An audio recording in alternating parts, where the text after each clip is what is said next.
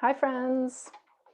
Welcome to the next episode in the Get Healthy Makeover series. I am Linda Curry, and thank you for joining again for another week on this health journey. In the second episode, we talked about a core food protocol, which is a great baseline. But today we're going to dive in a little bit further to refine your diet so that it's individualized for you. And with that, I'm going to talk first about when to eat.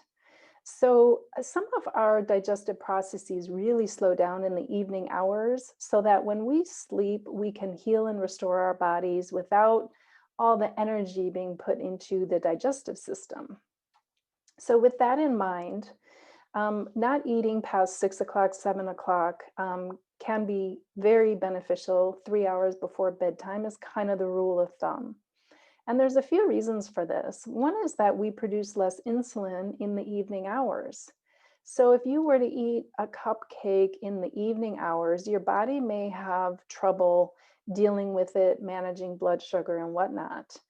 Rather, if you ate that same cupcake in the morning or early afternoon hours, you would probably do pretty well with it, even though it's not really a healthy food.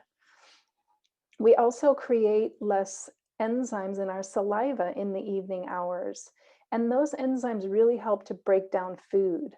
So it's critical that we don't eat a lot of carbohydrates, which are the saliva enzymes that help to break this down in the evening hours.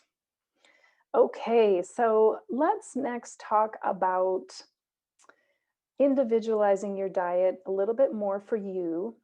So I want you to consider something with your blood type. Not everybody knows their blood type, but if you do, there are certain protocols that people tend to do better with. So for blood type O, they tend to be more carnivores, I guess you could say, more animal protein and less grains. And then blood type A might be more of a plant-based diet. They could do very well with a plant-based. They seem to be able to absorb protein from plant foods very effectively. So something to consider. And then we have the blood type B, which is kind of a combination in blood type AB. So you can find a lot of information on blood type diet, and you could experiment with yourself to see if you feel better following that type of protocol. There's another protocol to individualize it even further, and that is getting a stool sample, sending it in to a company like Viome, Viome. And basically, what they do is they analyze all of the gut bacteria, your microbiome, and determine which foods are best for your body makeup. The microbiome, the bacteria that thrives or maybe is wreaking havoc in your digestive system. So they're going to give you recommendations, not just on supplementations, what foods to eat, what foods to avoid, superfoods. So it really is individualized for you. And that is something that you can check out if you want to. And then there is what we might call the ancestors diet. So where are your ancestors from? Like for me, I have Poland and Germany and Switzerland in my background. And so if I look at the type of foods that they eat, things like potatoes and sauerkraut and sausages and things of that nature. Now, it doesn't sound very healthy, but something to consider is gravitating towards your ancestral diet and maybe healthifying it. I don't know if I just made up that word, but making it a little bit healthier. I want you to keep in mind that sometimes, based on your body makeup, your blood type, what your ancestors ate, sometimes it's hard for us to properly digest and break down health foods like kale or raw broccoli. So try to be mindful of how your body feels when you're trying to eat these very healthy foods, because it doesn't mean that it's necessarily right for your body.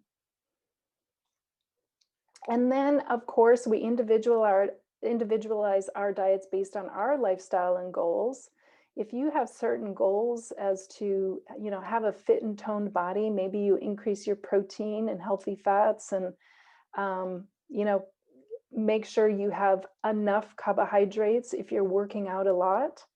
And your level of commitment. How committed are you to your health and your body and your exercise routine? And then finally, for individualizing your diet, I want you to think about food sensitivities. Sometimes, if somebody is struggling with health issues, and it doesn't just have to be digestive issues, but it could be joint pain, it could be a foggy head, not thinking clearly, it could be a lot of different things because our gut is directly linked to our brain. And so we can definitely have neurological issues and things like arthritis and joint pain as well. So, is there something in your diet that you crave every day or you have to have it? Like for me, years ago, it was peanut butter. Like I put peanut butter on everything. I didn't go a day without eating it at some point. And I didn't really have digestive issues, but when I did a food elimination to try to identify any food allergies, I eliminated peanuts because that happens to be one of the high allergen foods and something I craved a lot. And I took it out of my diet for 2 weeks. And when I brought it back into my diet, I was completely shocked at how fatigued I became. When we eliminate a food from our diet that we're sensitive to, when we bring it back in, the symptoms become overly exaggerated. So it's very helpful to identify food sensitivities for you because it may be taking a lot of energy from your body. A lot of other high sensitive foods might be gluten or wheat. Dairy is another big one. Sometimes even citrus or chocolate can be in that group as well. So consider something that you particularly love and crave, and maybe eliminate it for a couple weeks and see how you feel. See if you improve at all. And if you don't, bring it back into your diet slowly because symptoms will be exaggerated, and see if you experience anything like diarrhea or headaches or fatigue like I did. So identifying food sensitivities is very critical in your health journey to make sure that you are optimizing your health and vitality. Gluten happens to be something that affects joint pain. Years ago, I used to have to wear braces on my knees when I went hiking. I just had so much joint pain. And I just thought it was because of age. But after I took gluten out of my diet, oh my gosh, my body just feels so much better, so much less inflammation. And so something to consider. Okay, let's move on. So creating a personal food plan for you. Of course, we have the core diet protocol that we talked about in episode 2. And so I want you to build upon it to individualize your diet. So whether you want to try a food sensitivity test, eliminating something to see how you feel and bringing it back in to see if you have any symptoms, that can be one way to individualize your diet, identifying those culprits. And keep in mind, if you decide something is causing aggravation in your body, it doesn't mean you have to eliminate it forever. You can try bringing it back into your diet after 90 days, after your body, the antibodies have kind of worn off in your body. Your immune system might not react after a 90-day period. Consider your genes, your lifestyle, and your goals, and determine new habits for your challenge areas. So we talked about creating habits and food rules. Do you need to address anything differently? Now that you've implemented some things, maybe something else has creeped up, or maybe you want to tackle the next challenge area.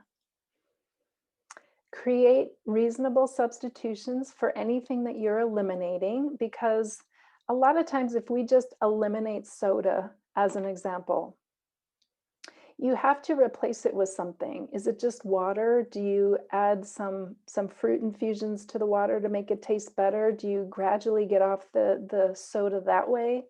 Maybe you have a healthier soda choice that you ease into, before moving to water or herbal teas, things that might be healthier choices.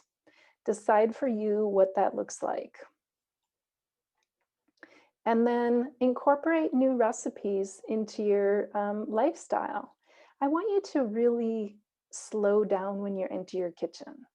Become mindful. So it doesn't have to be a mad rush to just get something on the table to sustain you or your family. So think about being mindful. Maybe bend over and take some deep breaths before you start to prepare a meal so you can be present with the food in front of you. And incorporate time to shop and prepare food. These are things that you can add to your schedule so that you can be more successful moving forward. So I want to give you some samples with food goals so that you have more ideas of what you can incorporate into your food regimen. So removing refined sugars, of course, is a big one that a lot of people like to do. And what I find when people do that for a couple weeks is they really seem to lose a lot of fat around their midsection. Sugar and carbohydrates really are a culprit in weight gain. And so it's really a good goal to try to eliminate that for a while. Fill half your plate with veggies, right? Stop eating at 7 p.m. Maybe you replace coffee with green tea a few days a week. Adding cultured foods to your diet, that could be a goal of yours. Maybe having fat and protein in every meal and snack that we talked about in episode 2. Maybe trying out a new recipe once per week. Maybe every Monday you have a new recipe that you maybe researched on Sunday night. Cutting refined grains could be a goal. Prepping food on Sunday nights, and maybe mindful eating at the dinner table. Personalize this for you. I know one year, I'm a fast eater generally, and I really do need to be conscious of this mindful eating. And so one year I decided to eat with my non-dominant hand. It was kind of a New Year's resolution of sorts. And I did successfully do this for an entire year. And I actually got quite good at it so that I still was eating rather fast toward the end of the year. But even with chopsticks, I was getting good at it. And it's not just good for slowing us down.